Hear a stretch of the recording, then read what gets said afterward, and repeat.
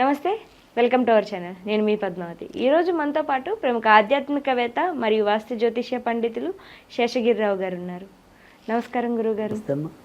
గురువుగారు, కర్కాటక రాశి వారికి మే నెలలో చూసుకున్నట్టయితే కనుక గోచారం ప్రకారం వీరికి ఏ విధంగా ఉంటుందంటారు? దాంతోపాటుగా వీరు ఏ ఏ పనులు చెయ్యడం ద్వారా మంచి శుభ ఫలితాలు వచ్చే అవకాశం కనిపిస్తుంది, దాంతోపాటుగా అసలు ఏ పనుల్ని చెయ్యకపోవడం ద్వారా కాస్త సేఫ్గా ఉండే అవకాశాలు కూడా కనిపిస్తున్నాయి అంటారు?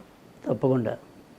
అయితే ఇక్కడ కొద్దిగా మీరు ఏం అడిగారంటే గమ్మత్తుగా ఏ పని చేయకుండా ఉంటే ఎలా వస్తుంది అని. అయితే జనరల్గా ఏంటంటే కర్కాటకం అనేది ఏ పని చేయకుండా ఉండేది కాదు. వాళ్ళ బుర్ర ఎప్పుడు కూడా కొద్దిగా పాదర్శనలో పరిగెత్తుతూనే ఉంటుంది. సో వాళ్ళు ఇంచుమించు కొద్దిగా మేష రాశికి దగ్గరలోనే వీళ్ళకి కూడా, అంటే మేష రాశి ఏంటంటే ఒక షార్ట్ టెంపర్తో నిర్ణయాలు తీసుకోవటం అనేది ఉంటే, ఈ కర్కాటకం అనేది కొద్దిగా ఎమోషన్స్తో. సో ఆ క్షణాన్ని వాళ్ళ భావోద్వేగం ఎలా ఉందంటే అలా పరుగులు ఎత్తడం అనేది వీళ్ళు ఎక్కువ అనేది ఉంటుంది. సో అందుకని అది ఏంటంటే ఎప్పుడు కూడా వీళ్ళు మెంటల్లీ కరెక్ట్గా మనము కంట్రోల్లో ఉండాలి తప్ప ఏ పని చేయొద్దంటే అవ్వదు వీళ్ళ వల్ల. అంటే మనం బార్డర్ పెట్టినా కూడా వీళ్ళు దాన్ని పాటించలేరు.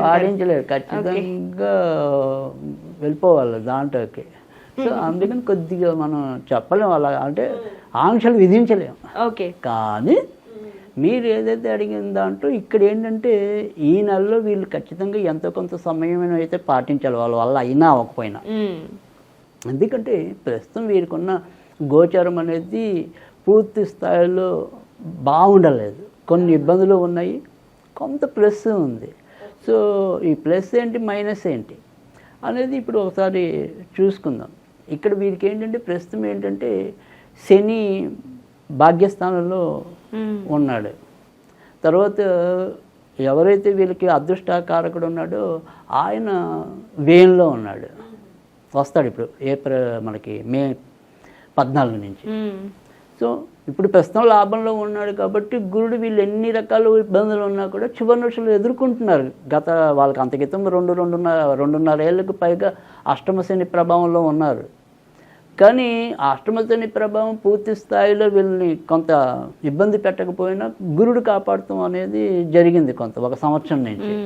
అంతక్రితం ఆ సంవత్సరానికంటే ముందు కొంత వీళ్ళు ఆర్థికంగా నష్టపోవడానికి కానీ అధికంగా చిక్కులు పడడానికి కానీ ఏదైనా ఉన్నప్పటికీ కూడా ఎప్పుడైతే గురుడు లాభస్థానానికి వచ్చాడో అక్కడి నుంచి ఏదో విధంగా బయటపడుతూ వచ్చారు వారి యొక్క సమస్యల నుంచి. అయితే ఇప్పుడున్న పరిస్థితులు ఏంటంటే వీరికి ఇక్కడ గురుడు ఈ రకంగా వ్యయానికి వస్తాడు ఇప్పుడు మే 14 నుంచి.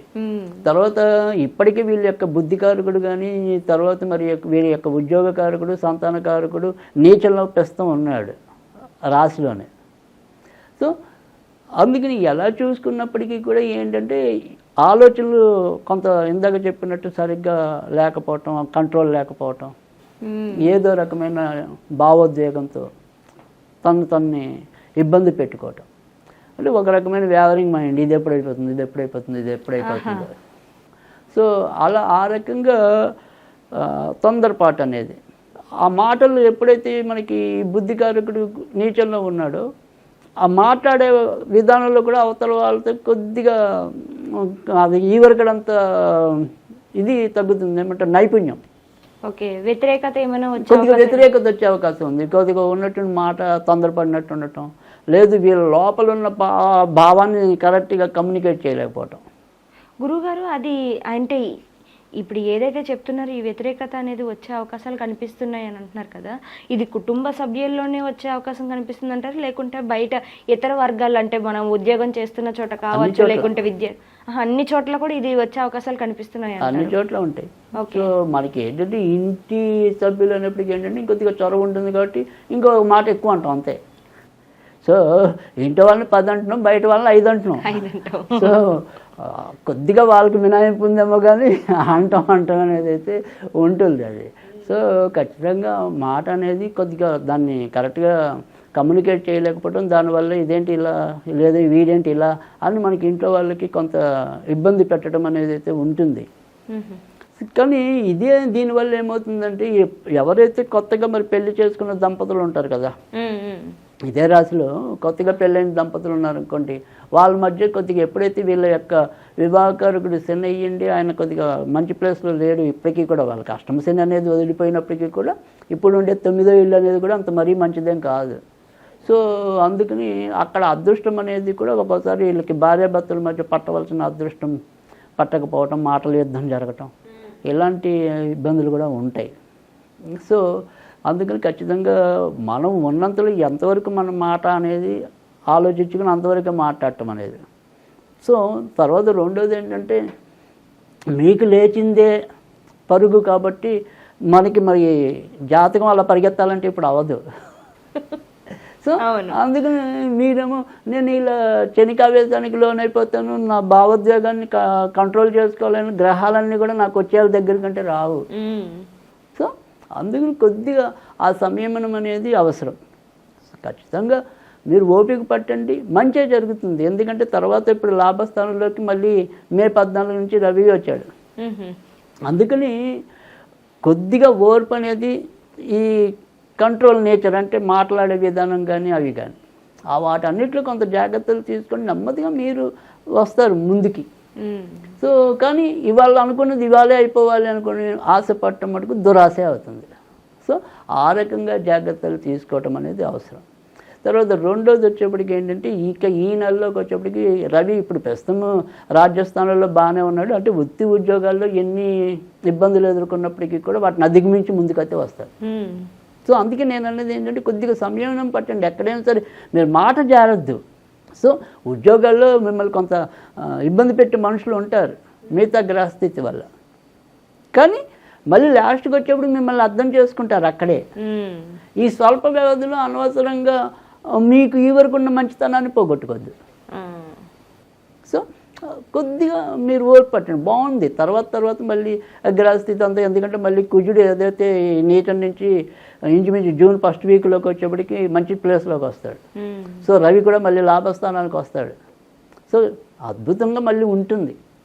సో ఉండే 10-15 రోజులు మీరు పాటు చేసుకోవద్దు. సో అందుకు కొద్దిగా మీరు ఓర్పు పట్టండి. మీరు అనుకున్నట్టుగానే ముందుకు రావటం అనేది అయితే తప్పకుండా జరుగుతుంది. ఇక కొత్తగా పెళ్లి కావాలి అనుకునే వాళ్ళకైతే కనుక వాళ్ళకి కూడా ఇంచుమించుగా మే 14 తర్వాత దాటిన తర్వాత నుంచే బాజాలు మోగటం అనేది ఉంటుంది తప్ప ముందులో అయితే కొద్దిగా కష్టంగానే ఉంటుంది. కానీ ప్రయత్నం అయితే ఆపద్దు. సో కానీ ఎక్కువ ఫలవంతం అయ్యేదైతే కనుక మే తర్వాత 2nd వీక్ తర్వాత నుంచే ఎక్కువ ముందుకు రావటం అనేది అయితే ఉంటుంది. తర్వాత ఇంకా విద్యార్థులకైతే కనుక ఖచ్చితంగా మంచి అనుకూలమైన ఫలితాలు అయితే ఉన్నాయి. ఇంకా మనకి ఎప్పుడైతే జూన్ నుంచి వస్తారో మరింత మంచి ఫలితాలు ఉంటాయి. కనుక ఒక విధంగా చెప్పాలంటే కనుక తర్వాత ఏడాది, అంటే ఇప్పుడు మనకి జూన్ నుంచి మళ్ళీ కొత్తది సాధారణంగా విద్యార్థులకు బిగిన్ అవుతాయి కదా, అక్కడి నుంచి ఇంకా చాలా లైమ్ లైట్లోకి రావటం అనేది కూడా ఉంటుంది. ఎందుకంటే అక్కడి నుంచి మరింత అనుకూలమైన గ్రహస్థితి వీళ్ళకి రావటం అనేది ఉంటుంది. కనుక విద్యార్థులకు కూడా పర్వాలేదు. వ్యాపారస్తులకైతే కనుక ప్రజల నిత్యావసరాలతో ఉన్న వాళ్ళకైతే కనుక మరింత మేలు జరగటం, అంటే పప్పు దినుసులు, అంటే కిరాణా సామాన్లు, పాలకు సంబంధించినవి, నీళ్ళకి సంబంధించినవి, ఇలా ప్రజలకి నిత్యావసరాలుగా ఉన్నవి ఏవైతే ఉంటాయో వాటికి సంబంధించిన వ్యాపారాల్లో ఉన్న వాళ్ళకైతే కనుక మరిన్ని మంచి ఫలితాలు పొందటం అనేది అయితే ఉంటుంది. కనుక వ్యాపారస్తులకు కూడా పర్వాలేదు. సో రాజకీయ రంగం వారికి కూడా ఈ నెల అనుకూలకంగానే ఉంటుంది. కనుక వారు కూడా భయపడాల్సింది, బెంగపడాల్సింది అయితే ఏమీ లేదు. గురువుగారు, మరి వీరు చూసుకున్నట్టయితే కనుక కర్కాటక రాశి వారు మే నెలలో ఎటువంటి పరిహారాలు చేసుకోవాలంటారు? తప్పకుండా. అయితే ఈ కర్కాటక రాశి వాళ్ళకంటే మనం ఇందాక చెప్పుకున్నాం, ఏదైనప్పటికీ కూడా ఈ మాట తీరు కానీ వాటి వల్లే కొంతవరకు ఇబ్బంది ఉంది. కనుక మెయిన్ దానికి మనం కనుక ఆలోచించినట్టయితే కనుక వీళ్ళకి సంబంధించిన కారకుడు, దానికి సంబంధించిన వాడు బుధుడు అవుతాడు. కనుక వీళ్ళు ఈ నెలంతా కూడా ఎక్కువగా వినాయకుడికి సంబంధించిన పూజలు చేసుకున్నట్టయితే కనుక మరిన్ని మంచి ఫలితాలు రావటం అనేది ఉంటుంది. ముఖ్యంగా మంగళవారాలు, బుధవారాలు రెండు కూడా వినాయకుడికి ఇష్టమైన రోజులే. కానీ వీళ్ళు మాత్రం బుధవారం కనీసం, అంటే ప్రతిరోజు కూడా వినాయకుడికి సంబంధించిన ఏదైనా చదువుకుంటే మంచిదే. ఒకవేళ అలా చదువుకోలేకపోయినా కనీసం బుధవారాలు కూడా, అంటే మే నెలలో వచ్చే బుధవారాలన్నీ కూడా మనం కొద్దిగా వినాయకుడికి సంబంధించిన గుళ్ళకి వెళ్తూ ఉంటాం, లేదా వినాయకుడికి సంబంధించినవి ఏమైనా చదువుకుంటూ ఉండటం, అలాంటివి చేస్తే కనుక తప్పకుండా మంచి ఫలితాలు రావడానికి అయితే ఉంటుంది. తర్వాత వచ్చేప్పటికి ఏంటంటే ఇలాగ ఏదైనా సరే మనం దేవుడితో సంబంధం లేకుండా ఏదైనా ఒక్కొక్కసారి రెమెడీలు చెప్తుంటాం కదా, అలా చెప్పినప్పుడు ప్రతి బుధవారం కూడా ఏం చేయాలి అంటే కనుక పట్టికతో పళ్ళుతో మళ్ళీ అంటే ఫస్ట్ మనం బ్రష్ చేసే ముందు పాత రోజుల్లో పూర్వం వాళ్ళైతే కనుక పట్టికతో పళ్ళుతోమేవాళ్ళు. సో ఆ పట్టికతో ముందు పళ్ళుతోనే ఆ తర్వాత మీకు ఇష్టమైన రీతిలో మీ బ్రష్ మామూలుగా మీరు చేసుకోవటమే. సో అలా ఒక 8 బుధవారాలు వస్తే మేలో అన్ని బుధవారాలు. సో ఆ రకంగా చేసినట్టయితే కనుక తప్పకుండా మనకి మిగతా అంశాల్లో కూడా మంచి జరగటం అనేది అయితే ఉంటుంది.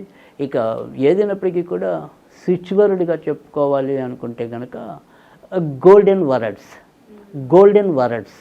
సో గోల్డెన్ వర్డ్స్ ఇది వాళ్ళ చేతనైన సార్లు అనుకుంటే మంచి ఫలితాలు ఉంటాయి.